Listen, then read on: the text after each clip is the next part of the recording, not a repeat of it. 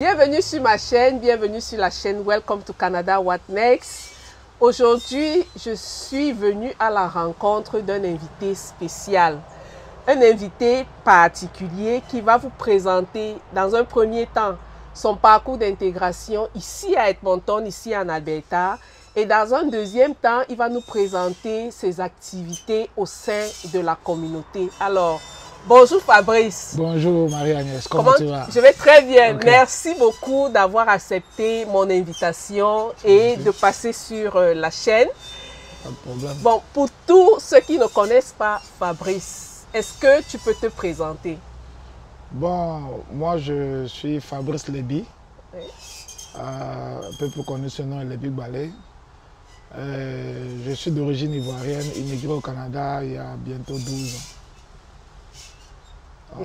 Et tu es venu Je suis père de 4 enfants. Ok. Ouais.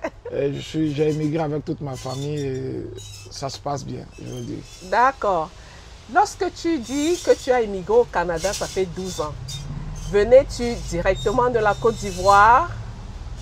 Oui, je suis venu directement de la Côte d'Ivoire pour dire Abidjan-Edmonton. Abidjan-Edmonton, Ouais. ok.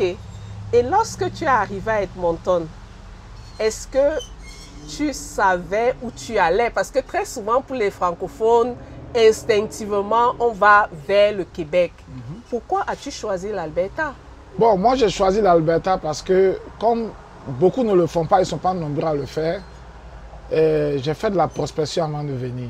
Ok. Et le domaine dans lequel je travaillais au pays, les opportunités pour moi étaient en Alberta.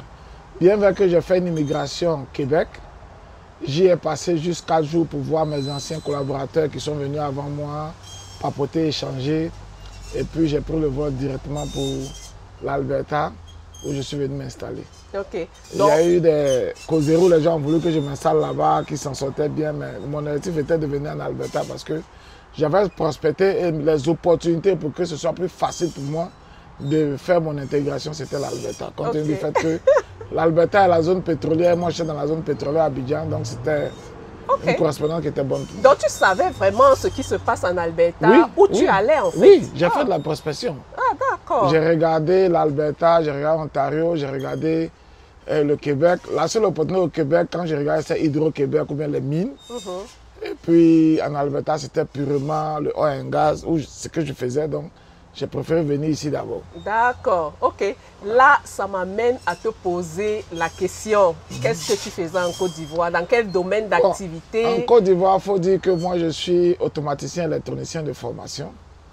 J'ai eu la chance de travailler à la Société ivoirienne de raffinerie, dans une société contractuelle où j'ai passé 8 ans. Et après, j'ai eu un emploi en tant que superviseur dans une sucrerie dans le nord du pays, où j'ai passé 4 ans, 4 ans et demi. Et puis je suis revenu encore en zone pétrolière bien avant de venir au Canada. Ça m'a pris du temps pour venir, mais avec la prospection, avec tout, avec les renseignements pris, j'ai pris la décision de venir. C'était pas facile pour moi quand j'ai eu mon visa. Ça m'a pris 8 mois de réflexion. Et personnellement, mon père avec qui j'ai bavardé une fois qui m'a dit, va, si tu n'aimes pas, tu peux revenir. Mais si tu ne vas pas, tu peux regretter. C'est ça. Donc c'est comme ça que je suis venu. Ok. Ben, merci beaucoup d'avoir partagé ton parcours jusqu'en Alberta. La question que tous les immigrants se posent lorsqu'on a étudié à l'extérieur du Canada, lorsqu'on a travaillé à l'extérieur du Canada, parce qu'il y a toute une grosse polémique, tu le sais, sur les réseaux sociaux, où on dit c'est impossible de travailler, c'est impossible que tes diplômes soient reconnus, c'est impossible que ta formation soit reconnue. Dans ton cas, comment ça s'est passé? Bon, Est-ce que c'était facile? Est-ce Oui. que tu... Moi, je vais dire que la clé de la réussite ici au Canada, c'est l'information. Il y a trop d'informations qui fusent, qui ne sont pas vraies. Ok. L'information peut être donnée, peut être vraie, et puis le lendemain, elle est erronée. Donc, il faut toujours aller à l'information. Moi, dans mon cas, et je le dis toujours, on va revenir là-dessus pour ce que je fais aujourd'hui. Dans mon cas, quand je suis arrivé à ma prospection, j'ai essayé de faire des recherches dans tous les angles qu'il faut. Et étant donné que j'étais expérimenté, il y avait 2 options qui s'ouvraient à moi. Quand je suis arrivé, il y avait le trade, qui est les apprenticeships, ou bien de m'inscrire dans l'ordre des ingénieurs ou bien des ingénieurs techniques au niveau de l'Alberta, qui est la PEGA. Donc je suis allé à la PEGA. La PEGA a voulu que je reparte à l'école tout et tout. Et je me suis dit, bon, ok, tu n'es pas venu pour traverser le village, tu es venu pour rester dans le village. Donc, je suis allé au niveau de l'apprenticeship, qu'on appelle Qualification Programme. C'est un programme qui reconnaît tes prérequis par le passé et qui te permet de passer l'examen direct pour ce qu'on appelle le Junior Man, avoir le certificat du trade. Ok. Donc, c'est ce que j'ai fait. J'ai passé le Qualification Programme, j'ai été approuvé. Donc, on m'a donné le temps de passer mon examen. Et la grâce que j'ai eue, il faut dire que j'avais travaillé sur un projet en sucrerie, quand j'ai dit, j'ai passé 4 ans là-bas sur un projet d'automatisation. La société mère américaine, elle est installée ici. Donc, dans mes recherches, je suis allé voir cette société-là. Je suis où elle était et je suis allé essayer de discuter, c'était difficile. Et par un cabinet, j'ai pu être en contact avec les ressources humaines et les gens m'ont embauché où j'ai passé 7 ans et demi. Ok. Donc, tu as été embauché directement dans cette... Je n'avais aucun certificat canadien. Waouh! Parce que quand je le dis sur ma chaîne, que tout dépend du parcours, du profil de chacun. Non, parce qu'il y a d'autres qui disent que c'est impossible non, de travailler. J'avais l'expérience, je n'avais aucun certificat canadien, mais j'avais l'expérience de l'entreprise qu'il fallait. Ok. Et c'est quand je suis rentré dans l'entreprise que j'ai fait tous mes certificats. Voilà. Je ne me suis pas contenté du fait que j'ai eu du boulot. Je me suis contenté de ça, non. Quand j'ai eu le boulot, c'était sécurisé. J'ai fait tous les certificats qu'il fallait. Parce que c'est quand tu as le boulot, il faut regarder quelle opportunité que tu as. Ouais. Et ne pas se limiter. Oui, je prends un exemple. Voilà. Quand j'ai eu le boulot, j'avais encore mon passeport ivoirien et je me constatais que tout le monde, toutes les formations se faisaient aux États-Unis. Je n'ai pas attendu qu'on me dise non, monsieur Lébi, on va vous envoyer en formation. Non. Je suis allé directement voir l'ambassade pour me prendre un visa américain de 10 ans. Et l'année qui a suivi, quand la formation présentée, la question qu'on m'a posée, es-tu autorisé à rentrer aux États-Unis? Oui. Si je ne l'avais pas fait, on m'a dit, bon, ok, tu vas attendre l'année prochaine, c'est quelqu'un d'autre qui va partir. Donc, je veux dire que quand tu rentres, tu peux avoir un boulot, quand tu rentres, c'est toi qui prends les prérequis pour te protéger. Parce que le système ici, tu peux venir avoir un boulot, commencer à travailler, prends tes certificats pour te protéger. Parce que si demain le boulot forme, ici, l'emploi n'est pas garanti. Oui. 6 mois, 1 an, 2 ans plus tard, on peut te dire non, on a un problème de budget, on va te lay off. Ok. Et tu vois comment le monde change. Oui. Parce qu'il y a quelques années, les histoires de tarifs, il y a beaucoup qui ne connaissaient même pas cette expression-là. Donc, tout change constamment. Tu peux avoir un bon boulot aujourd'hui, demain tu es au chômage. Oui, demain tu es au chômage. Donc, c'est comme ça, il faut se préparer pour être, je vais dire, pour être compétitif sur le marché. Ouais. Donc, c'est quand tu rentres dans le boulot que tu fais les certificats. Bon, je vais faire une digression, on va revenir là-dessus. Moi, j'ai l'habitude de dire aux gens, par exemple, quand on arrive ici, il y a différentes sortes d'immigrants. Oui. Il y a celui qui arrive, qui est sorti de l'école, 1 an de service, 6 mois, qui a immigré. Oui. Qui a soit besoin d'aller à l'école pour apprendre plus, soit besoin de faire beaucoup de services pour apprendre plus. Mais celui qui a 15, 20 ans, qui veut rester dans son domaine, Oui. à moins que tu veux faire, je veux dire, un changement à 360 degrés, ce que tu dois faire, c'est des certificats. Parce que le système francophone dans lequel nous avons grandi, les certificats sont vus comme des sous-diplômes. C'est ça, effectivement. Ici, dans le système américain, les certificats sont vus comme une expertise. Donc, quand tu as déjà l'expertise manuelle ou bien tu as déjà l'expertise technique, il te faut un certificat pour agir là-dessus. Moi, j'ai compris ça très tôt parce que j'ai eu le temps de prospérer avant de venir ici. De t'informer, de Voilà. te renseigner. Ça m'a beaucoup aidé parce que j'ai eu des dévanciers à qui on a posé de bonnes questions, avec qui on a discuté, avec qui on a fait... On a regardé la part des choses. Il y en a qui sont restés à Montréal. J'ai un de mes gars qui était dans le même pétrolier qui vit à Montréal, où ça se passe bien. Aujourd'hui, il fait Montréal-Cameroun, Cameroun-Montréal. Ouais. Ça se passe très bien pour lui. Ça a été toujours comme ça depuis que lui est arrivé. Mais moi, j'avais une autre vision. Je suis venu en Alberta. Ouais. Donc, il y en a qui sont là-bas. Ça se passe bien pour eux. Ils sont dans le même domaine qu'on fait. Mais moi, j'avais voulu venir en Alberta parce que il y avait ça, le fait d'avoir prospéré et puis prospéré. Et puis, il y avait l'anglais aussi, qui était quelque chose qui me disait. Donc, je voulais bien me lancer dans cette chose-là. Parlant de l'anglais, Oui. est-ce que tu as commencé à faire les cours d'anglais à Côte d'Ivoire? Parce que je sais qu'en Côte d'Ivoire, c'est le français. Oui, Comme oui. tu savais que tu allais en Alberta, est-ce que tu ne t'es pas dit, oh, ça sera peut-être un problème et te décourager? Ou alors, comment tu t'y es pris? Moi, je vais vous dire, salut à Manama Nyero, mon anglais de 6e, 5e. Parfois, on fuyait les cours Je d'anglais. détestais l'anglais. Voilà. J'ai eu 2 profs qui, peut-être s'ils voient cette vidéo, vont savoir, M. Zougrana Oui. et Mme Maniero au collège CEPI de Yopougon où je détestais l'anglais. Oui. Et quand je suis arrivé dans le monde du travail, j'ai fait un constat avec quelqu'un qui m'a beaucoup épaté. Au moment où je travaillais en tant que contracteur au niveau de la CIE, il y avait un monsieur qui avait une licence en anglais et qui est rentré comme simple opérateur. Oui. Et au moment où nous on le croisait, il était cadre. Oui. Et comme c'était quelqu'un de très gentil, j'ai eu à discuter avec lui dans son bureau. Oui.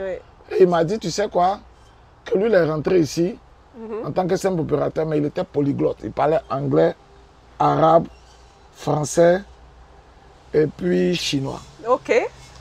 Donc, Wow, ça c'est il beaucoup. parlait ces 4 langues-là, il était opérateur, il avait besoin quelqu'un au service communication de la CIA et il est rentré là-bas. Et à partir de là, il a fait des formations et il a évolué très rapidement. Pourquoi? Parce qu'à un certain moment, on avait besoin des traducteurs quand le DG voyageait. OK. Et on s'est rendu compte qu'il avait cette capacité de payer quelqu'un. Ils l'ont mis à ce poste-là, qu'il voyageait beaucoup avec le DG. Donc les grandes décisions, il les connaissait. Oui. Donc on ne peut pas laisser un gars qui connaît les grandes décisions à un certain niveau. S'il les divulgue, ce n'est pas fait pour la raison. Donc il a vite évolué. Ouais. Pendant que ses amis étaient devenus contremaîtres, bien quoi, lui il était déjà cadre, il était déjà parti. Donc, après avoir discuté avec lui, ça a ouvert mes yeux. Je me suis rendu compte qu'à niveau égal, compétence égale, un peu d'anglais, tu vas au-dessus de l'autre. C'est ça. Donc moi j'ai commencé à m'auto-fermer, j'ai commencé à faire ce qui allait. Quand je suis allé à l'intérieur du pays, je bossais souvent l'anglais et puis j'ai lancé mon projet. Mais il faut dire qu'à un certain moment, ça marchait bien pour moi, non? J'avais oublié, mais l'anglais avait commencé à être intéressant pour moi. OK. Quand je suis venu à Abidjan, on faisait souvent quelques meetings en anglais. J'avais des Américains qui venaient faire des travaux. Souvent, mes collègues me taquinaient. Ah, les tes amis sont venus, viens parler avec eux. Donc, pour moi, en venant en Alberta, je maîtrisais l'anglais. Oh, OK. Ça, Bon, c'est un plus. Hein. ouais, non, ça, c'est ce que je me suis dit. OK. Quand je suis arrivé, j'ai des collègues avec qui on a bossé qui sont encore là. Coucou à Dongo, qui est venu me chercher pour dire, ah, j'ai appris que tu es venu, viens, on va aller dans un coin d'employment, on va te trouver du boulot. Donc, je vais dire, confiant, j'ai pas de peur, je me dis que l'anglais, c'est pas un problème, je vais avoir du boulot. Ouais. J'arrive là, je discute avec la dame, elle me regarde, elle me dit, tu parles pas anglais. Ah bon? Je dis, mais nous sommes en train de converser. Elle dit, oui, c'est parce que je suis patiente avec toi et qu'on arrive à converser. Sinon, tu ne parles pas anglais. Va à l'école. Quand tu pourras mieux parler l'anglais, tu reviens me voir. Mais ça a été un choc pour moi. C'est comme un coup de massue quand je rentre à la maison. Donc, je suis rentré à la maison très découragé, assis en train de penser. Et puis, il y a madame qui m'a dit, non, ma femme m'a dit, non, qu'est-ce qu'elle est le problème? Puis je lui ai dit, non, tu sais ce que tu as fait. Tu n'as jamais abandonné. Pourquoi ça te blesse? C'est ça. Donc, c'est comme ça que j'ai retrouvé un moment, j'ai mis mon téléphone en anglais. Tout ce que j'avais, j'ai mis en anglais. Et j'ai commencé à m'auto-former. C'est là que j'ai compris que tu ne pourras pas parler l'anglais comme celui qui est né ici. Oui. Et j'ai l'habitude de dire que le cocotier est déjà penché. Si c'est l'anglais ghanéen, libérien, nigérien. Ce qui te sied le mieux, c'est ce que tu fais. Moi, je me suis focalisé sur les films nigériens en anglais. Je me suis concentré. Aujourd'hui, quand je parle souvent à des gens, ou bien je me trouve que pas beaucoup de gens me prennent pour un Nigérien, mais je ne suis pas du Nigeria. Ouais. Je veux dire que c'est comme ça. Sinon, l'anglais n'est pas une barrière, c'est juste une volonté. C'est ça. Si tu as la volonté, parce que quand tu n'as pas la volonté, tu n'as pas le courage de te mettre à bosser. C'est ça. Il y en a qui arrivent ici avec un background où, lorsque l'employeur regarde, il a tout le profil qu'il faut, mais il n'a pas l'anglais. Donc, quand tu sais ça, le seul travail que tu dois faire, c'est de faire ton anglais. Et puis, dans le moment d'intégration, faire les certificats qu'il te faut. Oui. Au moins, après 8 mois, tu peux communiquer, tu peux avoir du boulot facilement. C'est ça. Donc, j'ai fait, avant même de passer à la vidéo, parce que c'est une autre question que je voulais te poser. Lorsque on arrive ici et qu'on vient en Alberta, parfois des gens sont sceptiques. Ils se disent que les gens qui immigrent au Canada, arrivés ici, ils viennent faire des petits boulots. Je ne dis pas que c'est mauvais de faire des petits boulots, mais on caricaturise le Canada. On se dit, voilà les Africains qui sont bardés de diplômes, ils laissent leurs bons emplois au pays pour venir ramasser la neige, pour venir faire entre guillemets, des sauts métiers.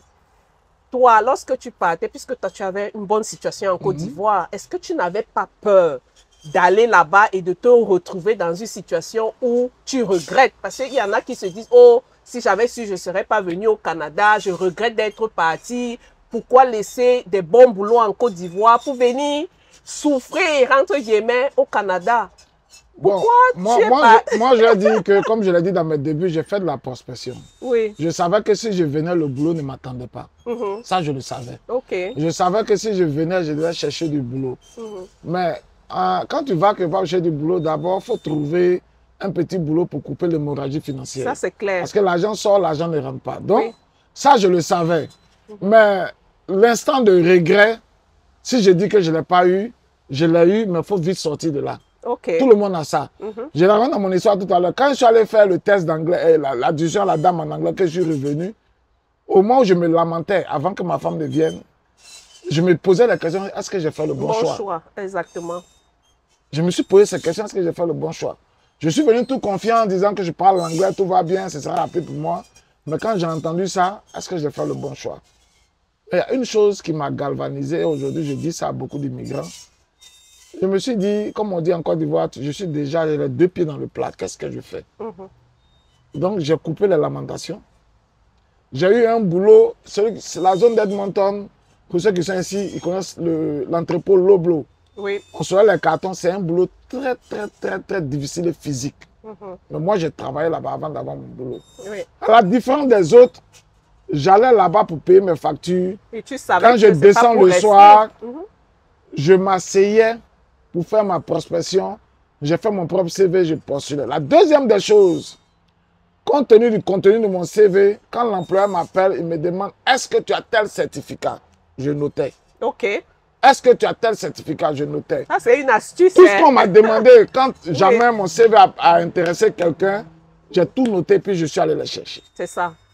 Ouais. Donc, je faisais trois choses. J'allais prendre des cours d'anglais. Je finissais, quand il finissait, je partais prendre des cours d'anglais.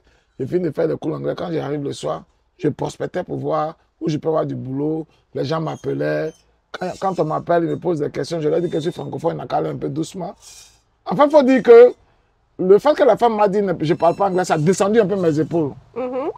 Tu vois? Oui. Donc, quand quelqu'un m'appelle, il communique, j'avais le courage de lui dire il va un peu trop vite, Oui. il m'a calé doucement. J'avais le courage de dire que je suis francophone, je suis en train d'apprendre l'anglais. Oui. Maintenant, je n'ai plus la confiance de dire que je suis un anglophone. Oui. Donc, je travaillais sur ce truc-là d'abord. Et puis, je faisais attention à ce qui m'était posé comme question sur le plan professionnel. En fonction du CV que je présentais, quand les gens m'appelaient, est-ce que tu as ce qu'on appelle le sceau rouge ici, le red seal, est-ce que tu as ceci, est-ce que tu as cela? Donc, c'est tous ces certificats que j'ai notés et que je suis allé chercher. Ouais. Donc, c'est ce qu'il faut faire. Moi, je vais dire que nous qui sommes venus ici, on est tous passés par les petits boulots. Oui. Mais si tu te complais dedans, tu peux avoir un petit boulot, soulever des cartons qui va te payer plus que ce que tu espérais. Et que si tu estimes que c'est ce que tu veux faire, tu peux rester dedans. Mais si tu connais ta valeur, tu peux gagner plus que ce que tu vois. Mais il faut pouvoir t'orienter. J'ai l'habitude de dire que le Canada s'est fait sur trois phases. Quand tu arrives, en prenant l'avion, tu es dans la joie, tu es dans une joie qui ne s'explique pas. Oui. Et quand tu viens affronter les réalités, tu vas dans une dépression. Et cette dépression-là, si tu n'arrives pas à t'en sortir, ça va te prendre 3 ans pour pouvoir remonter la pente, retrouver le sourire que tu avais au pays. Si tu restes dans l'alimentation, ça va continuer. Parce que tant que tu te lamentes, ça n'évolue pas. C'est ça. Donc, si tu te réveilles tôt et que tu affrontes ces 6 ou tout au plus 1 an, tu commences à avoir le même sourire que tu avais au pays, tu t'en sors, la vie se passe bien. Surtout si tu as les bonnes informations, si tu es préparé. L'information est la clé capitale de l'immigration. Parce que quand on arrive, on reçoit beaucoup d'informations. Oui. Mais les doigts de la main n'ont pas la même longueur et c'est l'histoire de chacun. Oui. Il faut savoir qu'au Canada, les choses se font cas par cas, même au niveau de l'immigration. Ouais. Moi, je peux avoir un problème en immigration. Toi, tu peux venir, on a le même profil, mais la personne qui me reçoit ou qui m'a reçu était peut-être de mauvais pied ce jour-là. La personne qui te reçoit pour le même cas, elle peut laisser passer. C'est ça. Donc, ce n'est pas parce que toi, tu as été recalé pour quelque chose que la seconde personne qui vient aura la même situation que toi. Non. Exact. Ouais. C'est ça qu'il faut comprendre. C'est ça la différence ici. Et ça se voit un peu partout. Hein. Oui, oui, c'est exactement ça. Ah. Ben, Fabrice, merci encore une fois d'avoir partagé ton parcours. Et je suis d'autant plus contente parce que ça me fait toujours plaisir de recevoir un autre frère africain sur ma chaîne. Donc aujourd'hui, on a la belle famille. C'est un plaisir pour moi aussi. Voilà. On a la belle famille sur la chaîne. Ouais, ouais. Non seulement tu as un parcours inspirant, mais tu œuvres beaucoup dans la communauté. Alors, pour les abonnés, la première fois que j'ai rencontré Fabrice, c'était dans le cadre d'un événement de réseautage et il fait beaucoup pour la communauté. Alors, Fabrice, est-ce que tu peux nous partager les activités que tu fais au sein de la communauté? Qu'est-ce que tu as mis sur pied? Qu'est-ce que tu fais dans la communauté pour l'intégration de nos frères qui arrivent? Ouais. Ok, merci pour l'occasion que tu me donnes. Ouais. Je veux dire que dans la communauté, on a créé ce qu'on appelle, c'est une ONG, une association à but non lucratif qui s'occupe de l'intégration des francophones dans le milieu de l'emploi en zone anglophone. Parce qu'on a constaté que beaucoup de francophones arrivent, ils ne sont pas informés, ils strugglent, comme on dit, ils ont des difficultés à trouver de l'emploi. Et puis, tu rencontres des personnes, ils te disent, ça fait 2 ans que je suis là, ça fait 1 an que je suis là, je n'ai pas de boulot, je suis à la maison. Mais quand tu donnes l'information qu'il faut, automatiquement, ils t'appellent 1 ou 2 mois après où j'ai commencé à travailler. Ouais. Parce que, comme je le dis, on s'est rendu compte que les informations fusent. Si tu n'arrives pas à les canaliser, tu passes du temps à tourner en rond. Le système anglophone est différent du système francophone. Exact. Et les opportunités sont tellement grandes au Canada ici. Si tu n'arrives pas à t'orienter, tu vas perdre du temps, ça va créer un certain regret. Il faut dire que la création de cette association est partie du fait que j'ai un vieil ami qui travaille au niveau de Parallèle Alberta aujourd'hui, qui est Kaï, qui m'a toujours appelé, même cette année on l'a fait encore, qui m'avait toujours appelé par rapport à mon expérience. Et puis un autre confrère qui est venu bien à un moment que je connais depuis le pays, et puis d'autres personnes, a venu partager notre expérience canadienne comme ce que tu fais. Ouais. Et on a constaté que quand on pose des questions ou les gens posent des questions, les mêmes erreurs revenaient pour toutes les personnes. Exact. Et au sorti de là, j'ai dit, mais pourquoi pas créer un truc? On a commencé d'abord par un petit groupe. Pendant 1 an et demi, sur un groupe WhatsApp, partager les informations, partager un peu les emplois qu'on avait. Au départ, c'était ça. Et puis, on s'est rendu compte que la demande est forte et pour ne pas que, puisqu'il y a déjà des associations qui s'occupent de l'emploi même. Ouais. On n'est pas venu pour la concurrence, on est venu pour apporter un plus, de telle sorte qu'on soit plus solide dans ce que nous voulons. Ouais. Et je me suis rendu compte aussi, moi étant travaillant dans les trades, dans les métiers, je me suis rendu compte que beaucoup de francophones ne sont pas dans les métiers. C'est ça. Or, les métiers sont un domaine d'emploi qui est très, très, très lucratif. J'ai l'habitude de dire aux gens... Merci Fabrice. Oui. J'ai fait une vidéo, tu vas m'excuser de te couper, j'ai fait une vidéo là, il y a 2 semaines où je disais que c'est possible de se faire 5 000 $ la semaine. Ceux qui sont dans les trades, ceux qui sont opérateurs, toi qui es dans les trades, parce qu'on est venu m'insulter carrément en commentaire. On est venu me dire que tu vends le rêve aux gens, c'est impossible. Je te jure que c'est pardon, dis à nos frères. Non, moi je le dis. Il y a des... Pardon, la dernière fois, j'étais de passage sur un TikTok où il y a un monsieur qui dit, un Camerounais qui disait la même chose. Il dit, il a dit ce genre de choses et puis les gens, il a dit non, c'est que quand vous êtes venu au Canada, vous ne savez pas, vous n'avez pas su vous orienter. C'est ça. Vous êtes sur le mauvais chemin, donc quittez ces chemins-là. Oui. Il y a des choses qui sont restées dans nos mémoires francophones de telle sorte que si je suis un plombier, je suis... même un électricien, je suis, je sais pas, le dernier de la société, menuisier, oui, c'est ça. Je n'ai pas réussi ma vie. Exact. En Amérique de l'Ouest ici, c'est différent. Exact. Un plombier peut te facturer 100 $ l'heure, il vient juste remplacer ton robinet, il fait 2 heures, tu donnes 200 $. Déjà, le fait qu'il se déplace. Oui, tu payes son déplacement, souvent c'est 99 $, plus le travail qu'il va faire, qui est compté par heure. Oui. Ça, c'est lui qui fixe ses prix quand il est privé. S'il travaille pour quelqu'un, il peut se prendre 55, 60 $ l'heure. Oui. Et dans les trades, c'est comme ça. Les tarifs sont déjà homologués, c'est là. Quand tu fais, je prends un exemple, on dit celui qui a le certificat de Junior Man du trade, si il a le certificat, il a 60 $. Celui qui vient en première année, qui n'est même pas encore parti, il fait quoi que ce soit, peut se trouver à 30 $. Le deuxième année peut se trouver à 35, mais 38 $. Troisième année peut se trouver à 40 et quelques $. Ça dépend des entreprises, mais il y a une cotation où tu ne peux pas aller en dessous selon le trade. C'est ça.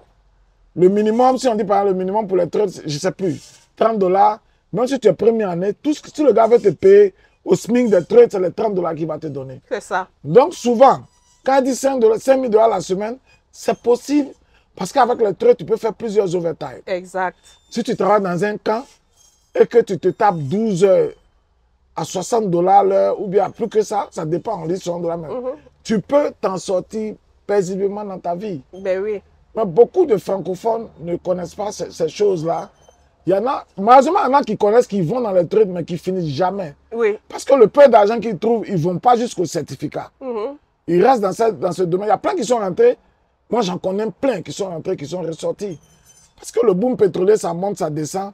Souvent, il y a des crises, mais je dis toujours, il faut étudier son environnement. Ouais. Quand tu rentres dans les trades, que tu vas au certificat, tu ne chômes pas. Même si le boom, ça montre que ça descend, tu changes d'entreprise. C'est ça. Parce que la demande est forte. Jusqu'à aujourd'hui, la demande dans les trades est tellement élevée, il y a un manque. Exact. Mais Parce qu'on dit, il n'y a pas de travail, vous avez les mauvaises formations, vous avez les mauvaises... Franchement. Aujourd'hui, en Alberta, quand ça. tu regardes Edmonton, tu regardes Fort Saskatchewan, il y a Dao Kamekol qui va ouvrir, je ne sais pas combien d'hectares de raffineries. Ils ont besoin des gens. Il n'y en a pas. Mais la majorité des gens que tu as, c'est les anglophones. Les francophones ne vont pas dans les trades. Quand on en parle, ils se disent non, je vais aller travailler dans un camp. Dans le bureau aussi, voilà ce qui nous tue. Les trades, ce n'est pas seulement Fort McMurray. C'est ça. Tu peux faire un trade ici en Alberta où tu vas travailler à Champion Pet, à côté d'Edmonton ici. Et tu vas matin, tu reviens, tu vas toucher le même salaire que celui qui a Fort McMurray.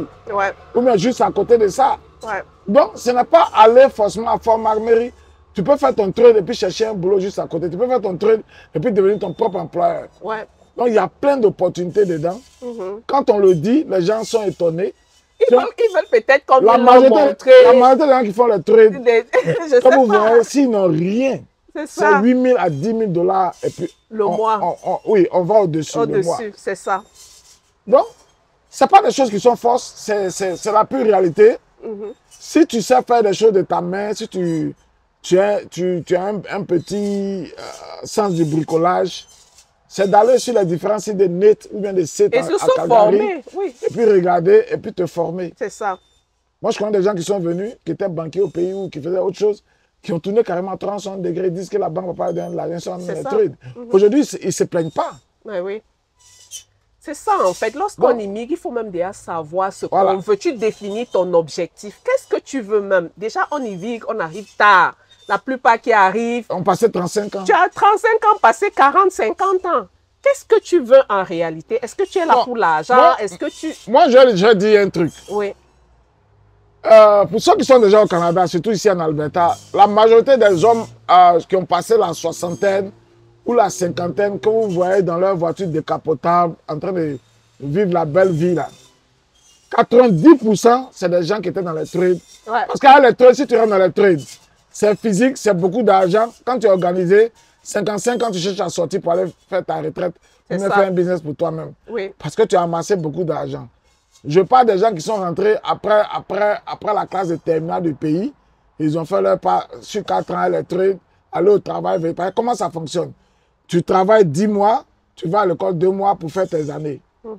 Donc, eux, quand ils finissent ça, il a peut-être commencé à travailler à 21 ans, 22 ans, ou bien peut-être 20 ans. Et il a fait peut-être 40 ans dedans. 20 ans, peut-être à 60 ans, ou bien il a fait 35 ans dedans. Donc, quand il sort d'aller fatigué, et il n'est plus, à un certain moment, il n'est plus ouvrier, c'est-à-dire, il n'est plus sur le terrain, il se retrouve au bureau. Et quand il prend sa retraite, elle est vraiment costaud. Il a amassé beaucoup d'argent, il vit sa belle vie. Ouais. C'est ce qu'on appelle les snowbirds. Quand c'est l'hiver, ils vont au Mexique. Ils vont en Californie, ils vont au Costa Rica. Ils vont vivre la bonne vie. Quand l'été revient, ils reviennent ici. Au Canada. C'est des gens qui ont été bien organisés leur chose. Moi, je connais un de mes amis qui a fait, il travaille à CNRL. Il a pris 2 ans sabbatiques sans travailler. Il faut avoir de grosses économies pour le faire. Donc, quand tu viens en tant que francophone, immigrant, moi, je conseille les gens, si tu n'as pas la capacité, il y a des gens, par exemple, le démonter, même changer une ampoule en tant qu'homme, ce n'est pas leur dada. On a 2 mains gauches. Non. Donc, ce gars-là, je peux comprendre. Mais on apprend aussi. Hein. Et puis, tout ça, c'est la volonté. C'est la volonté, voilà. Donc, moi, si tu veux, pour moi, Si tu mènes la volonté que tu veux dans les trucs, tu regardes, tu choisis, tu t'en sors. Ça paye très bien.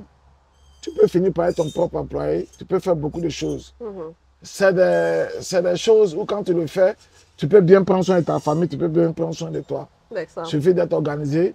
Parce que l'argent, ça vient en flot. Et il faut savoir t'organiser. Ouais. C'est tout. Je t'ai coupé. Revenons sur tes activités. Oui. Pourquoi tu as choisi le domaine de l'emploi particulièrement? Bon, il faut dire que je disais tout à l'heure que le domaine de l'emploi, il y a plusieurs entreprises qui le faisaient. On a à l'époque Accès à l'emploi qui est devenu aussi parallèle. Donc, quand tu regardes, et nous étant dans les trucs, on s'est rendu compte qu'avec les résultats qu'on faisait avec Cahier à l'époque, c'était toujours sur les trucs. Et la question qui revenait, c'est que les gens qui sont venus du pays, qui avaient des métiers qui correspondaient à notre truc d'ici, n'avaient pas l'information. Oui. Et on avait beaucoup aller se retrouver dans l'enseignement. C'est ça. Tu vois? Donc, on a essayé de se réorganiser petit à petit. Et puis, quand on a vu que ça a pris de l'ampleur, qu'est-ce que j'ai fait? J'ai fait un test où j'ai lancé le groupe WhatsApp. J'ai dit, si en 10 jours, on a plus de 100 personnes, on va essayer d'ouvrir une ONG. Ouais. Et en moins de 10 jours, je pense au 6 ou au 7e jour, on était à 150 à 200 personnes. Wow. Donc, on a passé l'information, on a essayé de partager les choses. Et c'est ce qu'on fait aujourd'hui. On fait ce qu'on appelle de l'orientation. Il y a beaucoup qui viennent. Ce qu'on fait, c'est du 101 pour savoir un peu quel est ton background. On n'a pas tous... Notre sujet principal, c'est le trade. Mais on a des personnes qui sont des tertiaires, qui sont venus. On peut te donner le renseignement. On fait aussi ce qu'on appelle le mentorat. Si on n'a pas l'information, on va te connecter à quelqu'un qui travaille dans le domaine dans lequel tu veux travailler. Très intéressant. Il va te donner son parcours Ouais. et il va te coacher. Ouais. Jusqu'à ce que tu suives ses pas. Ça, on le fait quotidiennement pour ces personnes qui viennent. On les met en contact avec des gens qui sont déjà dans ce qu'ils font. Dans les trains, c'est plus facile parce qu'on connaît beaucoup d'hommes. Ouais. Et puis, on a les informations sur qu'est-ce qu'il te faut. Par exemple, les banquiers qui viennent, je vais donner un exemple ici. Il y a un certificat canadien qu'on appelle IFC. Si tu es banquier, tu es comptable, tu arrives ici, cherche à faire le IFC. Dès que tu l'as, la Banque Canada, tu seras obligé de t'enregistrer dans la Banque Canada.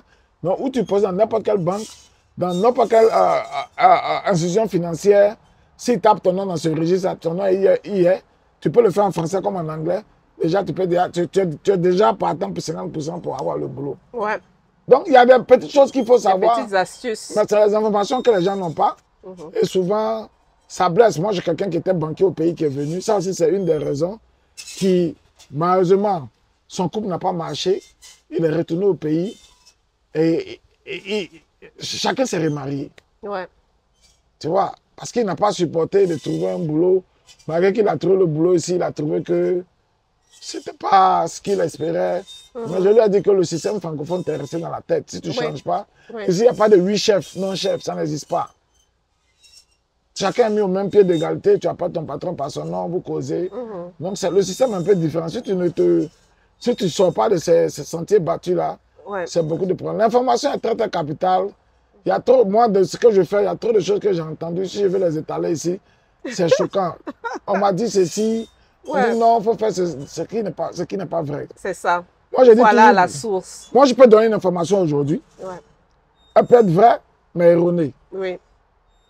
C'est une bonne information, mais elle n'est plus d'actualité. C'est ça. Donc, quelque chose que je dis aujourd'hui, c'est d'aller vérifier sur l'Internet, dans la base de données de l'institution dont on parle, pour voir si ce que je dis est d'actualité. Parce que ça change de jour en jour. De jour en jour, ok. Donc là maintenant, dans le cadre des activités de l'ONG, tu dis que vous conseillez les gens, vous organisez des séances d'information. C'est comment? C'est virtuel, c'est en présentiel? Bon, il faut dire qu'au jour d'aujourd'hui, jusqu'à présent, on fait beaucoup de virtuel sur Zoom. Ok. On le fait chaque mois. Je pense que le mois passé, il y a certaines activités, on n'a pas voulu, puisque la femme faisait son activité en présentiel. Et la femme parallèle, on n'a pas voulu mêler les deux. Oui. Parce que c'était une activité en présentiel sur les métiers où moi j'étais invité. D'accord. Donc je ne vais pas aller. Parce que je dis, chacun va dans son couloir, mais on ne doit pas se marcher là-dessus. C'est la complémentarité voilà, en fait. Exactement. Donc, ce mois, on va le faire. J'ai dit à mon équipe pour qu'on puisse le faire. Oui. Donc, qu'est-ce qu'on fait? On invite les nouveaux arrivants à venir écouter. Parce que j'ai dit, très souvent on dit, c'est le code, on donne le code de l'emploi ici au Canada. Oui. Parce que l'emploi au Canada, il est différent de la façon dont on cherche l'emploi au pays. Ici au Canada, la recherche d'emploi ne se fait pas comme au pays. Ce n'est pas quelqu'un qui fait le tri des CV, c'est un algorithme qui fait le tri des CV. Donc, il faut pouvoir savoir comment tu vas faire ton CV. Oui. Ça, c'est un. Il faut pouvoir savoir quelle est ta posture si tu es à Québec ou bien tu es en zone anglophone. À Québec ou bien à Montréal, le réseau routier il est facile, tu peux te déplacer.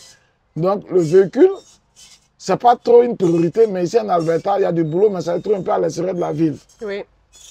Si tu as un véhicule, tu as deux avantages. Tu peux faire de la livraison facilement, qui vont te permettre de couper l'hémorragie financière. Secondairement, ça peut te permettre de te déplacer si jamais tu as une offre d'emploi qui se trouve juste à 10 km ou bien 5 km, juste en dehors de la ville. Oui. C'est là-bas que se trouvent les entrepôts, c'est là-bas que se trouve la zone industrielle. Oui. Mais si tu dois, tu dois dépendre du bus, tu ne sauras pas t'orienter. Maintenant, ici, en zone Alberta, il y a beaucoup de certificats qui sont faits. Il y en a qui sont gratuits, qui est le CSC qui est gratuit, il y en a qui ne savent pas. Souvent, tu fais un CV, tu envoies, le gars cherche ce certificat-là, tu n'as aucune notion de comment on travaille au Canada. Ouais. Donc, il y a toutes ces informations qu'on donne aux gens, on essaie de les coacher. Mais je vais dire que 90% des gens qui ont suivi aujourd'hui, qui ont suivi ça, se sont sortis. Et ça a beaucoup de chaleurs qui nous disent merci. Ouais. J'ai des exemples concrets où je prends un exemple. Comme moi, on a un jeune frère qui est arrivé. Il a eu la chance, depuis l'aéroport, la personne qui allait le chercher l'a mis en contact avec moi. Donc le lendemain, il m'a appelé. Il m'a dit, ah, moi je suis électricien au pays, je travaille. Agrico, c'est une grande boîte, elle est internationale. Je lui ai dit, ok, Agrico, moi je connais Agrico, vous faisiez vos mythes en anglais, je suppose. Il dit oui. J'ai dit, ok, donc ça veut dire que tu peux communiquer. Il dit oui. J'ai dit, bon, ce que tu as fait, faire tous les certificats de safety qu'il faut. Ce sont les certificats de sécurité pour pouvoir avoir du boulot un peu partout. Essaie de t'inscrire pour avoir ton journeyman certificat, pour avoir tout et tout et tout. Et tu peux aller faire le qualification programme, ils vont reconnaître et puis tu vas passer l'examen. Mais surtout, cherche Agrico ici au Canada pour être montant et puis va les voir. S'il faut que tu ailles 15 fois, va tous les jours pour les embêter. Quelqu'un va t'ouvrir la porte pour te donner du boulot. Et c'est ce qu'il a fait. Il a raconté son histoire sur LinkedIn même, ça m'a fait sourire, j'étais tellement content. C'est ce qu'il a fait, il est allé et je veux dire, il a discuté les gens lui ont dit, ce que tu trouves dehors à la pause, c'est pas eux les recruteurs. Oui. Donc il a parlé avec eux parce qu'il a eu la chance d'aller au Japon, je pense que c'était à la Coupe du Monde, pour le système électrique de l'électrification. Il a eu la chance de sortir parce qu'à Agrico, les gens voyagent beaucoup, Dubaï, ils font plein de voyages. Donc, quand il a expliqué ça aux gens, il y a un qui s'est levé pour aller voir le gars des ressources humaines là. Quand il y a un monsieur dehors qui dit qu'il a travaillé à Agrico, il a fait Japon, il a montré un peu ce qu'il a fait. Donc le monsieur a sorti pour l'appeler pour lui dire, mais tu as travaillé à Agrico, il dit, viens dans mon bureau. Le gars est venu, ils ont discuté, ils ont échangé, il lui a demandé les référents, il lui a donné les référents, tout et tout. Et à partir de cet instant-là, il lui a de revenir nos jours pour faire un test. Il est revenu, il a fait le test. Aujourd'hui où je vous parle, ça va faire bientôt 2 ans qu'il est là, 1 an et quelques. Waouh. Il travaille à Agrico. C'est ça. Mais bien avant ça, quand il a fait ses certificats, il a eu du boulot dans un coin où il faisait du safety wash. Après, il a eu un boulot en tant qu'électricien avant de rentrer à Agrico. Mais je veux dire, il avait tous les prérequis pour qu'on le prenne pour faire du boulot. Quand il quittait même pour safety wash, il m'avait appelé pour qu'on mette quelqu'un d'autre là. Donc c'est important. Ce que nous faisons, c'est de donner un peu les codes pour pouvoir faciliter l'intégration au niveau du boulot. Ouais. Les gens viennent, on dit non, il faut que tu ailles à l'école. Là, à l'école, c'est très important. On n'est pas contre cela. Oui. Mais on n'a pas tous le même profil pour aller à l'école. On n'a pas tous la même force pour aller à l'école. Donc, c'est de regarder quel est mon profil, qu'est-ce que je veux faire. Et puis, en fonction de ça, si tu décides que tu es encore jeune, ou bien tu as encore la force d'y aller, c'est bon. Mais il y a d'autres opportunités où tu peux faire des certificats pour ajouter sur ton expérience. Et puis, tu peux avoir le boulot que tu veux. C'est ça. Donc, il faut savoir le faire. Parce que souvent, il y en a qui vont à l'école, ils passent 4 ans, ils finissent. Surtout du côté de Montréal, ils finissent. Après les 4 ans, ils se rendent compte qu'ils postulent, ils n'ont pas l'anglais. Donc ça devient un blocage. Et ça devient une frustration. Je suis là à l'école parce que je suis noir. Ce n'est pas une question de noir. Ouais. C'est une question de mauvaise orientation. C'est ça. Donc nous, on fait l'effort pour ceux qui viennent ici. Ceux qui ont désiré de rentrer dans les trades. Aujourd'hui, ils s'en sortent. Il y en a même qui sont première année qui s'en sortent très bien, ils ne se plaignent pas. C'est ça. Mais on les encourage à aller jusqu'au bout, finir ce certificat-là. Si tu veux faire autre chose, Ce que les gens font souvent, il y a des gens qui sortent de l'école, ils vont faire des trades, ils amassent beaucoup d'argent, ils sortent à l'âge de 26, 27 ans, ou bien ils rentrent à 18 ans, 19 ans, ou bien plus à 30 ans, il va faire un master, puis maintenant il vient travailler dans le bureau. Il a déjà son économie, il a pris les trades pour se faire une bonne base, C'est ça. et puis il retourne travailler dans le bureau, il fait un PMP, ou bien il fait un autre certificat. Plus ce qu'il a fait dans le trade, il a une grosse expérience, il devient commerçant, mais il vient dans un bureau, il fait son argent tranquillement, il ne se plaint pas. C'est ça. Voilà comment ça fonctionne. Ouais, en fait, moi, ce que je retiens de tout ce que tu as dit, et moi, je le sais parce que je vis aussi en Alberta, c'est que l'information, c'est la clé. Parce qu'on peut même repartir à l'école. Parce que moi, j'ai vu des personnes qui sont allées de formation en formation en formation. C'est que tu ne sais même pas d'abord, ce que toi-même tu veux. Ça, c'est le plus important. Oui, oui, ça, c'est le plus important. Qu'est-ce que tu veux atteindre comme objectif? Exactement. Et maintenant, dans l'environnement où tu te trouves, comment est-ce que ça marche? Parce que ce que tu dis là, aller là-bas, si tu n'avais pas conseillé à ce frère d'aller parler aux gens, hein, peut-être qu'il n'aurait pas eu la chance de repartir dans cette entreprise-là, tu vois. J'ai plusieurs exemples qui sont légion parce que j'ai un autre frère qui est arrivé de la Côte d'Ivoire, un Ivoirien libanais qui est arrivé. Ça faisait 2 mois qu'il était à Edmonton. Oui. Il a fait un certificat sur, comment on appelle ça, sur les métaux. Comment on appelle ça? Comment je vais appeler ça? Il faisait la qualité sur les métaux, comment déceler la qualité, le travail des métaux, tout et tout. C'est pas les inspecteurs qui Voilà, font inspecteur le des métaux, oui, oui. Il avait ce certificat de façon internationale. OK. Et quand il est arrivé, ça faisait 2 mois qu'il ne trouvait pas du boulot. Et il a croisé un confrère qui est du Bénin, ivoiro-béninois, qui lui a dit, ah, je connais un monsieur, j'ai donné son numéro, il faut l'appeler. Il m'a appelé. Et puis, j'étais libre, donc je suis allé le rencontrer. Oui. On s'est assis, on a discuté. Je lui ai dit, qu'est-ce que tu faisais au pays? Quand il m'a expliqué, j'ai dit, bon, ok. Tu as quel certificat? Il m'a donné ce certificat. Il a dit, bon, toi, tu as déjà le profil pour travailler. Il dit, non, c'est pas possible. Que ça fait 2 mois, je suis là, je n'arrive pas à avoir du boulot, ça devient un peu lourd pour lui, tout ça. Je lui ai dit, non. Est-ce que tu as le certificat de sécurité? Il dit, oui. Il dit, c'est lequel? Il m'a montré, c'est le certificat de sécurité du pays. Donc, je lui ai sorti la liste parce qu'on a fait ce qu'on appelle, on a un document qu'on a fait, PDF, qu'on appelle le roadmap. Le roadmap, c'est quoi? La route à suivre pour un immigrant pour mieux s'intégrer en Alberta. C'est ça. Je veux dire, c'est pas seulement l'Alberta, mais c'est pour le Canada. Donc, je lui ai dit, voilà, tu fais inspection des métaux, ça veut dire que dans le pétrole, tu as de la place pour toi en vous recherche. Fais ce certificat-là et puis commence à postuler. Oui. Je vous assure qu'il a pris 2 semaines jour pour faire tous ces certificats. La 3e semaine qu'il a eu du boulot. Il m'a appelé, il a commencé à travailler. Je crois 2 ou 3 semaines après, ou 4 semaines après, je l'ai appelé, comment tu vas? Il dit, qu'on devait se voir le week-end. Et puis il m'a dit, mais il ne pourra pas faire qu'il va faire un entretien pour un autre boulot. Incroyable. Aujourd'hui même, on n'arrive pas à se voir, on se parle au téléphone. Voilà. Mais il ne cesse de me remercier parce que sa femme s'ennuie. Il a dit, non, ta femme, elle est canadienne.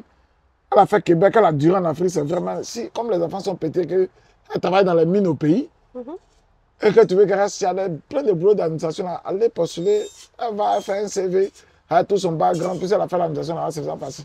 Sa femme aujourd'hui travaille dans les registres, où elle est tranquille, elle quitte la maison, elle dépose les enfants. C'est cool pour elle. C'est ça. Lui, il va travailler pour revenir. Ouais. Donc, il s'en sort parfaitement parce qu'il a écouté l'orientation. Oui. Par contre, il y a des gens à qui on a donné des conseils qui étaient cadres au pays, ils étaient ingénieurs ou autres quand ils arrivent. Nous, on avait le même poste là-bas. Mais nous, ils arrivent ici quand on leur dit non, on m'a dit que si tu vas dans telle ville, c'est plus facile. C'est vrai, je leur dis ouais, c'est plus facile. Mais si tu as une adresse là-bas, est-ce que tu connais quelqu'un là? Oui. Accepte. Le gros problème de nous francophones, on n'accepte pas de se dégrader. Personne, c'est ce que je dis aux gens, personne ne te connaît, personne ne connaît ton background, donc personne ne va te confier son entreprise sans t'avoir connu. Bien sûr. Rentre au bas de l'échelle, au même niveau que quelqu'un qui sort de l'école ou qui vient ici. Quand les gens vont voir ta performance, en 2 ans, tu seras à ce niveau-là pendant que l'autre sera à ce niveau. C'est-à-dire qu'en 2 ans, tu peux aller loin. Et puis, il y a une chose qu'il faut savoir. Beaucoup de Canadiens n'aiment pas les postes de responsabilité parce que c'est source de beaucoup de conflits dans le foyer parce que tu n'auras pas le temps pour ta maison. Or, la culture que nous avons, c'est l'homme qui va chercher l'argent pour venir gérer la maison. Donc, quand tu es dans une dynamique de bonne entente à la maison, tu peux rentrer dans une boîte 2 ans après, si tu as fait tes preuves, tu peux postuler puis avoir un poste de superviseur, avoir un poste que tu veux. Il ne faut pas te contenter de ce que tu as et puis ça va vite. Ouais. Parce que si tu as déjà occupé ces postes, facilement tu peux les réoccuper ici. Mais il faut accepter de rentrer au bas de l'échelle pour qu'on te fasse confiance et puis tu vas grimper les échelons assez rapidement. Ok. Voilà tout le secret qui est là. C'est ça. Ben, Fabrice, merci beaucoup. Nous n'allons pas finir sans que tu ne rappelles encore aux abonnés pour tous ceux qui veulent joindre le groupe. Comment est-ce qu'on fait? Bon, Quels sont les contacts? Est-ce que c'est possible même pour ceux qui sont dans les autres provinces de rejoindre des ateliers? Comment ça se passe? Oui, c'est possible. Oui. Moi, ce que je peux dire, d'abord, on a un groupe WhatsApp sur lequel on communique beaucoup. Oui. On a un TikTok qu'on appelle RMA. Si vous vont sur TikTok, ils cherchent RRMA sur TikTok ou Réseau Métier. Et puis, on a un site web qui se dit réseaumétier.ca où on peut nous trouver. Ou nous envoyer un texto sur le WhatsApp qui est 780 je vais afficher. 246 20 96. Ça, c'est moi directement, mais je vais gérer ça. Ouais. Et puis, je pense que le numéro, c'est... Attends, je vais vérifier ça, il ne faut pas que je me trompe. Oui, mais je pourrais afficher. Voilà, je peux donner le numéro après. Il y a le 780 816. Ouais. Je vais retrouver le numéro. Et puis, voilà. On a dit ça fait officiellement, parce qu'on a existé officiellement près d'1 an et demi, donc ça fait 2 ans et demi, voire 3 ans que nous existons. Mais nous avons fait tous nos papiers. Aujourd'hui, nous sommes reconnus par l'État canadien. Ouais. Nous sommes inscrits au fédéral et au provincial, donc ce qui est bon. Parce qu'on s'est dit qu'à la longue, si on le fait au provincial seul, on aura difficulté à étendre, donc on a fait le tout. Et dans l'espoir que les gens comprendront que le métier, pour nous immigrants, c'est quelque chose qui va nous permettre de nous en sortir. Aujourd'hui, si vous allez sur les chantiers ou en construction ou en industrie, vous allez trouver beaucoup de Filipinos, beaucoup d'Indiens, peu de francophones. Ouais. C'est ça. Parce que beaucoup ont compris que c'est là-bas que tu peux te faire beaucoup d'argent facilement. Donc, bon, quand tu dis facilement, on travaille quand même. Hein. C'est des boulots. Parce que quand les gens entendent là les 10 000, les 15 000, personne ne va vous donner 15 000 pour rien. C'est physique. Tu fais 12 heures par jour. C'est physique. Mais si tu as l'amour de ton boulot, parce que c'est ça aussi, si tu as l'amour de ton boulot, tu ne vas pas sentir les heures passer. Ouais. Moi, j'ai pris par exemple, je vais dire, ça c'est une histoire où à l'époque, on faisait, c'est quoi le nom de nos premiers, de Zoom, là-dessus, j'ai croisé quelqu'un qui disait que il a travaillé 12 ans non, 22 ans dans la distribution au niveau des grands supermarchés. Ouais. Et il est arrivé ici, on est en train de faire le Zoom, il dit qu'il veut faire la soudure. Je lui ai dit, pourquoi tu veux faire la soudure? Il m'a dit, non, on dit la soudure, ça paye bien, il y a beaucoup d'argent dedans. Je lui ai dit, oui, ça paye bien. La formation fait 3 ans. Est-ce que tu parles anglais? Est-ce que tu as le cardio pour le faire? Parce que quand il regarde ton âge, tu as passé 40 ans, tu as 42 ans. Ouais. Est-ce que la soudure, c'est bon? C'est vrai que je le dis, mais ce n'est pas amené à tout le monde d'aller le faire. Ouais.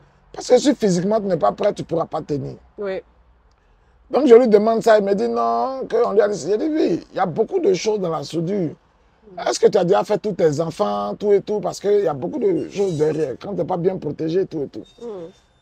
Maintenant, je lui pose la question, qu'est-ce que tu faisais comme boulot? Ça, il me dit qu'il faisait la distribution. Je lui dis, mais tu es où actuellement? Il me dit, la Grande Prairie. Je lui dis, mais tu fais quoi à Grande Prairie? Tu fais des cours d'anglais? Il dit, non. Que son tuteur est à Grande Prairie. J'ai dit, ok.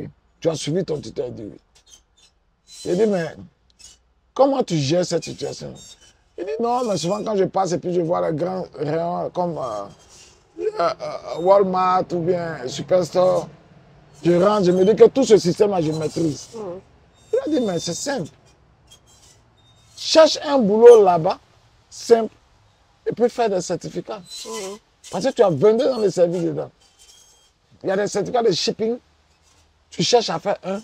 Ou un certificat de magasinier, tu cherches à faire un. Quand tu vas rentrer dedans, on va savoir que tu maîtrises le système. Parce que le gars qui est en train de te former, c'est rend compte que toi, tu peux le former sur beaucoup de choses. Ouais. Tu avances vite. Tu vas faire, il a dit, tu vas faire quelque chose que tu aimes, où tu vas gagner beaucoup d'argent et tu seras plus à l'aise. Et où tu as plus d'expérience même déjà. Tu as déjà un acquis. Et tu vas évoluer vite. Ouais, ouais. C'est aussi ça, hein, parce Donc, qu'il y a beaucoup qui ne savent pas faut comment savoir gérer s'orienter. leur carrière. Non. Même. Oui, Parce que souvent, tu viens dire, non, on dit d'aller à l'école. C'est pas une question d'aller à l'école, c'est de savoir quel est le certificat qu'il me faut si je veux continuer dans le domaine dans lequel j'étais. oui, J'ai un exemple que je donne toujours. Je dis, quand vous allez souvent à l'hôpital pour vous soigner, vous trouvez un docteur avec un accent très prononcé de l'Europe de l'Est. Et le gars est médecin. Si vous avez le courage de causer à lui, il va vous dire, ça fait 20 ans que je suis au Canada, ça fait 7 ans que j'exerce. Les 13 ans, il faisait quoi? Parce que ça fait le parcours, je prends le parcours de médecin parce que c'est le parcours le plus compliqué. oui, Il y a des examens à passer. oui, Malgré que tu as exercé chez toi au pays, il y a des examens à passer. oui. Mais le gars prend son temps, il passe le premier examen, il passe le deuxième examen, il prend son temps. Tous ces années, peut-être il roulait taxi, mais il n'oublie pas de passer ses examens. Il a son actif en tête. Les 7 ans qu'il a travaillé là, il a oublié les 13 ans de souffrance là. Ouais. Donc, souvent on vient, moi je connais plein de gars qui sont venus, oh, moi j'étais professeur de l'université au pays, je suis venu, j'ai perdu mon temps. Il faut savoir t'orienter. Ouais. Quand tu sais t'orienter, tu ne regrettes pas toutes ces années passées. Il faut savoir ce que tu veux. Il y en a qui viennent, non, je suis venu, c'est pour les enfants. Oui, l'opportunité, c'est pour les enfants, c'est vrai. Mais si tu t'orientes mal, tes enfants que tu as envoyés, ils vont mal s'orienter aussi. C'est ça. Donc, il faut d'abord savoir ce que tu veux quand tu es arrivé. Qu'est-ce qui me sied? Quel est mon parcours? Est-ce que je veux rester dans ce que je faisais ou bien je veux changer? Ouais. Ça, c'est une des premières choses que tu dois savoir. Et puis, tu t'en sors. Si tu te rends bien, je pense que ça ne prend pas assez de temps, tu t'en sors. Et tu commences à sourire. D'accord. Bon, maintenant, s'il y a un conseil que tu peux donner à nos frères qui arrivent et qui veulent se lancer dans les trades, dans les métiers professionnels, quel serait ce conseil-là? Bon, moi, ce que j'ai l'habitude de dire aux gens, je suis désolé de le dire à la caméra, ces dernières années, les nouveaux arrivants sont très faibles. OK. Ils sont venus au Canada comme un tremplin échappatoire. L'immigration, c'est un projet de vie. Donc, quand tu viens parce que, oh, il y a trop la souffrance au pays, je vais quitter dans cette merde, sans avoir bien préparé ta venue, souvent tu te retrouves à tourner en rond. OK. Parce que tu n'as pas observé ce que tu veux faire. Ouais. Quand tu arrives aussi, que tu veux rentrer dans le trade, il ne faut pas aller dans le trade parce qu'on te dit que ça paye bien. Il faut aller dans le trade parce que tu estimes que tu peux le faire. OK. Parce que ça paye bien, ce n'est pas sûr que tu vas le finir. Je l'ai dit dans mon propos au départ, il y a plein qu'on connaît qui sont dans le trade qui aujourd'hui sont retournés dans le bureau. Parce que dès qu'il y a eu la crise, ils ont estimé que c'est fatigant, ils sont repartis au bureau. Ouais. Donc, il faut être préparé dans la tête. Il faut choisir le truc que tu peux faire. Tu penses que tu peux faire un projet de vie avec. OK. Pas un truc parce que ça paye bien. Parce que si ça paye bien, quand ça va arrêter de payer ou bien il n'y a pas d'offre, tu ne vas pas continuer. C'est ça. Donc, voilà ce que je peux dire aux gens, c'est de faire une bonne prospection. Parce que c'est ça le plus important. Pour ceux qui sont encore au pays, si vous avez votre projet de venir au Canada, c'est maintenant que vous devez décider de savoir où je vais m'installer. C'est ça. On ne va pas s'installer parce que j'ai mon ami qui est dans telle ville. Ouais. Il y a plein qui sont venus ici parce que leurs amis sont ici, ils sont rendus compte que l'anglais est difficile, ils sont repartis à Québec. Je connais une famille qui est venue ici. Et je crois 8 mois ou bien 1 an après, ils sont partis à Québec. Ils ont passé 2 ans. Et je crois qu'il y a 8 mois, 1 an de cela, ils sont revenus. Ouais. Ils ont estimé que c'est vrai qu'au Québec, on parle français, mais l'Alberta est mieux. Ils sont revenus. C'est ça. Et puis chacun a son profil. Voilà, hein. donc, peut-être ton ami est ici, son profil passe avec. Avec ici, mais ça ne veut pas dire que toi, ça peut marcher C'est ça. ici. C'est ça. C'est ça. Donc, c'est de regarder qu'est-ce que tu veux faire exactement, qu'est-ce qui marche avec toi, qu'est-ce que tu as envie de faire, et puis tu viens. OK. Ben, merci beaucoup, Fabrice. Un grand merci. Le merci, c'est à toi. Vraiment d'avoir accepté de parler sans langue de bois. Oui. de parler. Je vais mettre les contacts pour tous ceux qui veulent rejoindre le réseau RMA. Oui. Donc, je vais laisser les contacts. Vous pouvez vous inscrire, vous pouvez participer au Zoom. Et c'est gratuit parce que c'est gratuit. C'est gratuit. C'est gratuit. L'information est gratuite. Voilà. Rien n'est payant. C'est ça. La seule chose qu'on demande aux gens, c'est de s'enregistrer parce qu'on a besoin de prouver au gouvernement que le besoin est là. Parce que c'est ça qu'on ne comprend pas souvent. quand tu demandes des fonds, faut les justifier. Oui. Si tu ne prouves pas qu'il y a le besoin, si on te donne un certain fonds, chaque année, on va les diminuer. Mais si tu prouves que le besoin est grandissant, chaque année, on va augmenter les fonds. Ça va nous permettre de faciliter. Par exemple, quelqu'un qui est venu, qui veut faire un certificat, n'a pas les moyens, on peut le subventionner. Ce qui se fait déjà par d'autres structures, mais si on a plusieurs structures à le faire, ça donne plus de chance à tout le monde de pouvoir... Mais est-ce que vous subventionnez aussi les Non. formations? Non. Le problème aujourd'hui, c'est que ça fait 1 an que nous travaillons sur fonds propres. OK. C'est maintenant que nous sommes en train de lancer avec certaines connexions qu'on a eues dernièrement, travailler un peu avec certains contacts qu'on a eu au niveau de NET. Et puis une structure dont j'ai eu le contact récemment qui est prête à nous accompagner pour pouvoir permettre aux gens de rentrer dans le trade. Parce que maintenant, le trade, il y a ce qu'on appelle le pré-trade. C'est-à-dire, ils ont donné l'opportunité aujourd'hui pour des gens qui n'ont aucune qualification dans le métier, Oui. qui n'ont jamais fait, de faire 2 ou 4 mois de formation qui est payé. C'est-à-dire que tu vas à la formation, Ouais. on te paye chaque fin du mois pour la formation que tu fais pour te préparer à rentrer dans le trade. OK. Donc, quand tu fais le pré-trade, après ça, tu viens faire la première année. Mais généralement, on dit aux gens, le pré-trade, la première année, il n'y a pas trop de différence. Donc, si tu es très intelligent, quand tu viens faire la première année, tu vas chez prendre. Et puis après ça, il te place. Il trouve du boulot pour toi. Ouais. Donc, le conseil que je donne aux gens, si tu as compris le pré-trade, tu challenges. Ouais. Ouais. Avec le trade, pour quelqu'un qui est très intelligent, qui aime la chose, tu peux challenger toutes les années. Tu as droit à aller seulement une année à l'école. Donc, dis que j'ai la documentation, je suis allé acheter, je comprends les choses assez facilement, la chose m'a plu, j'ai regardé, c'est quelque chose de bien. Ouais. Je commence à travailler, j'ai déjà eu du boulot, je challenge première année, je challenge deuxième année, je challenge troisième année, et puis en quatrième année, je m'en vais à l'école. Quand je sors de là, je suis certifié, donc Ouais. pour avoir du boulot, c'est C'est facile. facile, ouais. C'est ça. Donc, c'est ça. Ouais. Quand tu es dans le trade, si tu es quelqu'un de très assidu et de très méticuleux, tu peux challenger et puis avancer facilement. OK. Ben, merci beaucoup, Fabrice. On va laisser tous les contacts. Ceux qui veulent rejoindre le réseau, ils pourront te contacter. Exactement. Ils pourront participer au Zoom. Et j'espère que ça va aller. Parce qu'il y a le travail, mais il faut avoir la bonne qualification. Il faut avoir les bonnes codes. informations. Moi, je dis toujours, les codes. les codes de l'empowerment ici sont différents de ce qu'on connaît en Afrique. C'est ça. Et souvent, quand tu n'as pas les codes, c'est difficile. Exact. Il y a une chose aussi que je veux dire. Beaucoup de gens ne savent pas que la société de placement ici, parce que j'entends dire, oh, les gens vont te placer, ils vont bouffer sur toi. C'est-à-dire, ils te passent à 30 $, ils te payent 18 $, bien 20 $. Quand tu n'as pas de boulot, c'est cette société-là qui te permet d'avoir un bon boulot. Le boulot dont je parle, où j'ai dit j'ai fait 7 ans et demi, qui est une société américaine, c'est une société qui m'a placé là-bas. Et comment ça s'est passé? Je suis allé voir, j'ai dit je veux un boulot de labor. Elle m'a dit le pétrole est down, c'est difficile. Je lui ai dit c'est pas grave. Même si c'est pour le suivre, je vais le suivre. Et c'est comme ça qu'elle a envoyé mon CV à la ressource humaine de l'entreprise où je travaille. La dame a vu, elle a vu que j'ai passé 4 ans sur un projet de leurs équipements, tout et tout. Et puis elle a voulu m'écouter. Je suis allé, j'ai fait l'entretien. Avec mon anglais, je me suis battu là.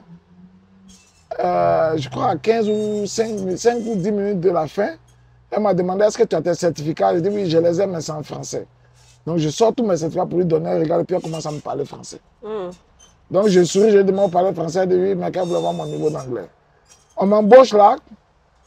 Elle est revenue me voir 3 ou 4 mois après pour voir si j'avais fait de l'évolution. Mais en tant que j'ai le boulot, je continuais de prendre mes cours d'anglais. Ouais.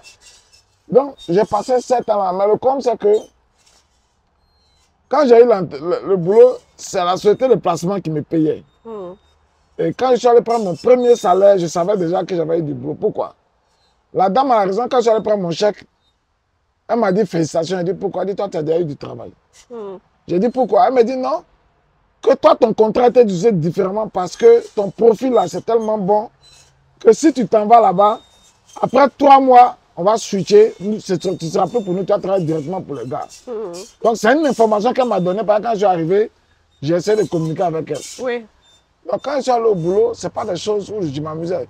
Personne ne me faisait confiance, personne ne me connaissait. C'est ça. On me dit non, va faire ceci, va faire cela. Ça me baladait, mais on était 3. Ouais. Il y avait un Marocain, il y avait moi, et puis un jeune Indien. On était 4. Il y avait un petit Canadien, un Marocain, un Indien et moi. Donc, au fur et à mesure qu'on faisait ça, Une fois, il y a un gars qui m'a demandé, mais en fonction de ce qu'on dit, tu as une bonne expérience. Non, personne ne me connaît. Mais le jour où le directeur, le manager s'est levé et puis il s'est plaint pour dire, mais pourquoi vous ne donnez pas du boulot à Fabrice? Est-ce que vous êtes allé... Il parlait au superviseur. Le gars m'a donné une tâche, la tâche la plus compliquée. Parce que ça l'énervait. Il fut un moment où ça embêtait le manager de venir me voir. Non, c'est moi qui ai vidé les poubelles, c'est moi qui ai accompagné les gens. Et puis il s'est dit, mais on a embauché ce gars-là, personne ne lui donne du boulot. Bon, il a commencé à faire du bruit là-dessus. Moi-même, ça me gênait un peu. Et puis le gars, ça l'énervait. Et puis il y avait un équipement où il y en a un doyen de 28, qui avait 28 ans, ou 30 ans à l'époque. C'est le seul qui montait ses équipements. Ouais. Donc le gars m'a récupéré. Il allait me donner au douane. Il a dit, ouais, il n'a qu'à monter cet équipement, il faut le superviser. Donc le douane qui s'inquiète, qui me demande, tu peux monter ça? Il dit oui. Il dit, tu peux monter ça? Il dit oui. Il me dit, tu es sûr que tu peux monter? J'ai dit oui.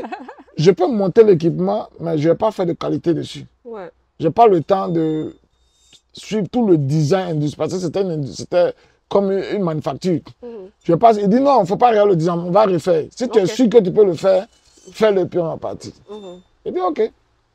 Donc j'ai monté l'équipement de zéro à finir. Ouais. J'ai commencé le matin à 14 h, j'ai démarré l'équipement. Wow. Les gens sont venus me demander, ils sont quittés, ils sont venus me demander, qui a demandé? Il dit c'est lui. Il dit tu l'as pas aidé? Il dit non, je ne l'ai pas aidé, je l'ai juste observé travailler. Donc c'est là que les gens viennent me demander maintenant, mais comment tu maîtrises l'équipement? Il dit nous on a ça chez nous au pays, nous on ne répare pas. C'est ça. Nous ça ne marche pas, on démonte pièce par pièce. Pour savoir comment ça fonctionne. Tu as déjà l'expérience. Les gens et c'est de là qu'est partie la confiance. Exact. Et c'est comme ça que j'ai pu faire. Il y a eu des layoffs, mais jamais j'ai été layoff jusqu'à ce que la société ferme. Bon, ils n'ont pas fermé, mais ils ont vendu ça à d'autres personnes. Je n'ai pas voulu rester parce qu'on n'a pas de bonne collaboration. Ouais. Donc, pour dire que c'est toi qui te vends. Il faut toujours attendre. Tu parles dans une entreprise et notre peau nous disqualifie déjà. Ouais. Donc, il faut savoir comment se comporter, comment faire les choses pour imposer ton respect. Exact. Et puis, à partir de là, montrer ta puissance. Quand tu montes ta force de frappe, à un certain moment, tout le monde te respecte. Ouais. Moi, je ne me suis jamais plaint, je me suis jamais plaint. J'ai toujours attendu le monde leur montrer ma valeur parce que je savais ce que je faisais. Et je savais ce qu'ils connaissaient. Il y a un seul doyen qui avait un problème un jour et qui a posé le problème. Puis je lui ai dit, je sais comment on répare ça. Et puis je suis allé juste à son poste et puis on a réparé ça ensemble. C'est le seul. Quand le problème venait me voir, mais les gens le trouvaient bizarre de venir parler avec moi. Ouais. Et un jour, il a dit à quelqu'un que ce gars-là, il a travaillé sur le pneumatique avant de venir sur le numérique. Donc, il y a beaucoup de choses qu'il connaît. Donc, personne ne te connaît. Tu viens d'arriver. Parce que ici, le boulot, c'est quoi? Je veux dire, le boulot, c'est qui connaît qui. Et puis, on donne du boulot. Les références. Donc, la première des choses que les gens se posaient, qui m'avait référé pour que j'entre là-bas? Ouais. C'est pas quelqu'un, mais c'est mon CV qui m'a référé pour que je rentre. Ton CV va parler pour toi. À partir de cet instant-là, j'avais beaucoup à faire pour prouver aux gens. Mais après cet instant, j'ai commencé à sortir. Ouais, ouais. On m'envoyait sur chantier en dehors de choses. Ben, et ils ont commencé à me demander quand un équipement qui n'était pas manufacturé par nous, on venait me demander si j'avais déjà travaillé dessus. Puis la majorité, j'avais déjà travaillé dessus. Ouais. Donc c'était un avantage pour moi, ce qui a fait que j'ai pu, si tu veux, bifurquer à plusieurs endroits dans le coin. Et puis c'était bon pour moi. OK. Ben, merci beaucoup Fabrice. La vidéo, j'espère qu'elle n'est pas très longue, mais elle était très intéressante. J'espère qu'on pourra se retrouver sur la chaîne avec tes gars pour qu'ils partagent aussi leur parcours dans les trades. Il n'y a pas de problème. Si tu veux inviter des gens, en Alberta, je peux inviter ça 2 ou 3 personnes qui sont disponibles pour venir faire un témoignage. Un témoignage, comment ça se passe le parcours d'intégration. On va s'organiser pour le faire. Merci tout ce qui est donner l'information, tout ce qui est pousser les gens à comprendre que l'intégration ici au Canada, ça dépend de l'information, comment tu la cherches, comment tu la reçois, comment tu la mets en pratique. Ouais. Si tu arrives à faire toutes ces choses-là, tu n'as pas de problème de ton intégration. Tu peux vivre ta vie tranquille. Merci. Ouais. Ben, merci beaucoup. Merci à toi aussi, Marie-Agnès. On se retrouve sur un autre épisode. Il n'y a pas de souci, quand tu veux. OK. Bye. Bye.